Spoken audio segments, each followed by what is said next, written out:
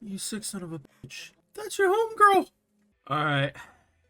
Sure, nothing bad will happen, guys. Make sure you leave a like, show your support, subscribe, ring that bell, and you can't catch my full live reactions over on Patreon. But let's jump into this bad boy. Holy fuck, I'm gonna break. Oh, as I was saying. Who could have seen that? Oh, yeah. Well, not quite what I was expecting, but it has just as many pincers to make holes you didn't know you needed. Oh no, it's coming in raw. Slowly but surely, that thing's like, I'm coming for your booty.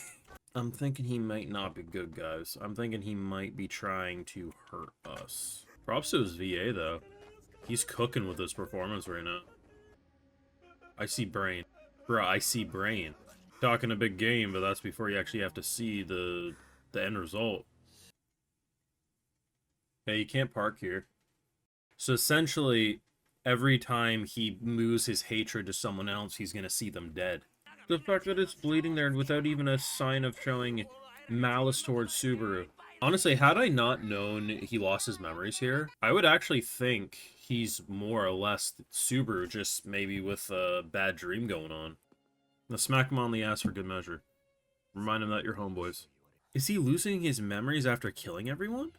Do you keep killing Subaru to get him to the point of paranoia that he just kills everyone for that? Is that being the goal? So over the past week, I've been hearing about this phrase aura monster, and then apparently there's some edits going around. And it's kind of funny when you think about it, because my interpretation on this whole aura monster is the fact that people are making Subaru out to be some aura farming monster who's killing everyone. And that's the most sick fucking thing a ReZero fandom could come up with, because this ain't aura, this is heartbreak, this is Subaru at his absolute lowest, killing everyone seemingly, while also trying to figure out who killed him. I still think it's Meili, but and call me crazy because we see him kill her here. But the thing about last episode, and maybe they should have done this, is they kept a character who was half of his height pushing him. And there's only two characters that we know of who could do that. Beatrice and Meili. Beatrice isn't doing it. She's safe. But throughout this episode, you would argue she's safe too because she's dead. Now, here's what the thing, right? Early into the episode, we see her dead among other dead bodies. And up until the scene at the very end of the episode where we see her strangled to death, I thought to myself, well, she could have faked her death. And maybe that's what's going on. But no, at this point, I think every time we've seen a quote-unquote dead body, they have been dead. And I think he's doing it. Now, we know for sure he did the strangling here. Well, I guess we could... There's an argument that you could stretch it to say that he's being framed here, right? Just in order to psychologically break him. But I'm pretty sure our boy's the one who did it. The big question will be, what is the point of this?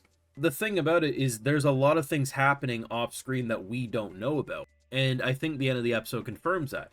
We snap to it after he's already seemingly strangled Meili to death. So there's reason to believe there's conversations and scenes happening that we aren't witnessing in between blackout moments. All I can say with confidence at this point is whatever that's happening is designed to mentally break him into a killing machine that can't be trusted.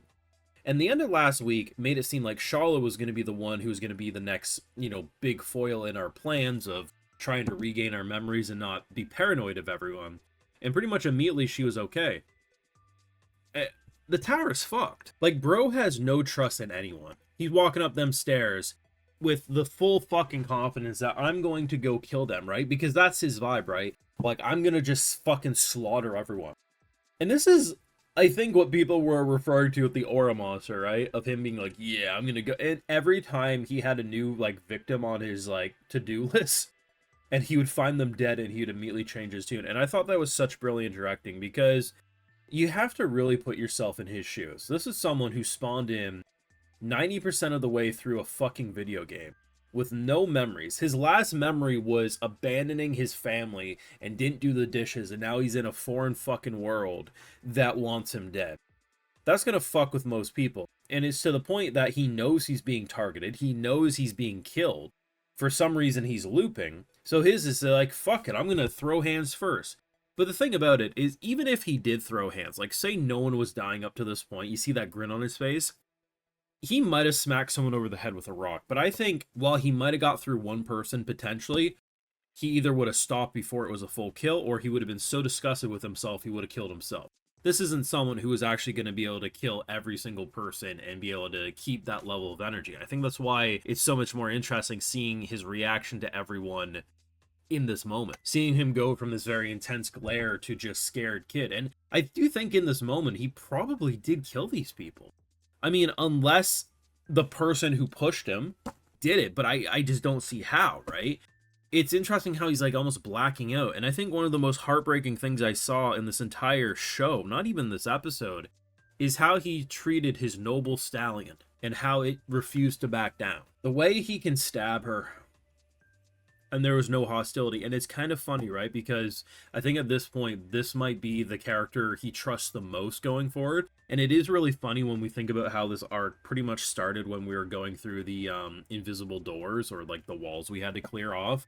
Every single time it got like more and more corrupt to the point that it started eating characters, you know? I mean, I'm not saying she would eat Subaru, but, you know, there is reason to believe that some of the trust he has is going to bite him in the ass. The way it died from, and I think it makes total sense why this is the character he trusts the most, because there's been no sign of distrust up to this point, not to mention you sacrificed yourself to save me after I stabbed you. I am going to be your ride or die going forward. It's just a matter of where we're going and why things are happening. Of course, we have to assume the tower is potentially corrupting. There could be, I mean, we already know there's like that miasma fog that can seep in and make them go crazy. We saw that happen with Ram and them when they were walking through, right? So it's entirely possible, even if we assume Meili is the one who pushed him and has killed him a couple of times up to this point, that she isn't just doing it out of the malice in her heart, but rather a corruption of the tower. It could be a complete misdirect too. And the reason I'm going back and forth on if she's a misdirect is she seemingly died twice, at least once, but I think both times we've seen her quote-unquote dead, she has been dead. Why do you want Subaru corrupted? And why is Subaru blacking out? I mean, to be fair, right? Subaru did lose his memories, most likely due to something with the library, right? Not sure if he just needs to open up a book of himself and he can read his own memories and it'll come back. I don't know. But what does the tower gain from him crashing out? Because it does feel intentionally coded, and I don't know. The thing that has me concerned the most is that the more he distrusts, or the more he trusts, it's just going to fester into a worse scene for him. Because no matter what, it's kind of like a damned if you do, damned if you don't. If he completely distrusts everyone, any wrong move they might make without even realizing it is going to have him more paranoid and crashing out, causing him to be some aura-slaying monster, right? But if he trusts in a character and then they eventually kill him or betray him, whether corrupted or not, it's going to break him even more. No matter what, he's fucked unless he starts regaining some memories. I do think he handled it rather well, like when he started like interrogating, like he talked to Julius and stuff, and he spawned in and he said, you know what, I'm going to pretend like nothing has happened. And to be honest, it was really weird watching him act like Season 1 Subaru with a slight hint of maybe Season 2 or Season 3 Subaru. Like, he navigated that lie rather well, and it was weird watching him because he felt so much like the old Subaru. And had I not known he lost his memory, I might think he's acting a little off, but I would probably still think it's the normal Subaru. Like, that's really impressive. Voice acting on point, production on point, anxiety inducing. I'm gonna have to check my blood pressure by the time the season's over. You can let me know what you thought down below. I think it's sick as fuck if people are calling him an aura monster for that, but you know what? You guys do you. Thoughts down below. Make sure you leave a like, show your support, subscribe, and ring that bell. And you know what, the Patreon, you can catch my full live reactions to all these episodes and more, and other exclusives, because you know I got to get those video shoutouts too, because my patrons make it all possible over here on YouTube. Alright, so today we got Doc, Tyron, Simon Lau, Mark Green, Greedex, Jenny Stiegel, Number One Simp, Matt Barker, Mario Jacob, Zachary Barnett, and we also have an original name here. Appreciate the support, everyone. Please take care. You know, have a good one.